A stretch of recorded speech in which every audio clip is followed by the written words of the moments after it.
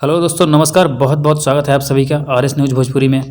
दोस्तों, भोजपुरी इंडस्ट्री के power star, trending star, record making star Pawan Singh, आप सबको पता ही है कि कल शाम में वेब म्यूजिक से पवन सिंह का एक बहुत ही भव्य देवी गीत रिलीज हुआ, जिस देवी गीत का नाम है सातों बहिनियाँ आइली।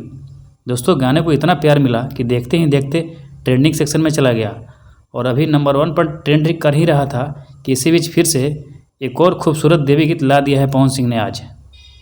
गाना इतना सुंदर और मनभावन है ये दोनों गाना कि बार बार सुनने को दिल कर रहा है।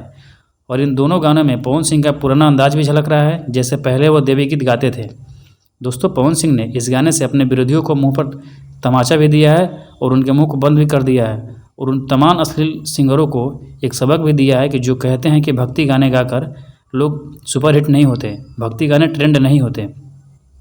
उन तमाम लोगों को यह देखना चाहिए कि भगवती पुत्र पवन सिंह का यह गाना भक्ति देवी गीत ही है जो 1 नंबर पर ट्रेंड कर रहा है। कल ही यह सॉन्ग रिलीज हुआ था और सारे दर्शकों का भरपूर प्यार आशीर्वाद मिल रहा है इस गाने को। दोस्तों, पवन सिंह के इस गाने में पूरी तरह से देवी गीत की फीलिंग आ रही है। बाकी और भी कई सारे कलाकारों ने अपना देवी गीत रिलीज किया है, लेकिन उन गानों में देवी गीत की कोई फीलिंग नहीं आ रही है, क्योंकि वे लोग देवी गीत को भी लोकगीत जैसे स्टाइल में बना रहे हैं।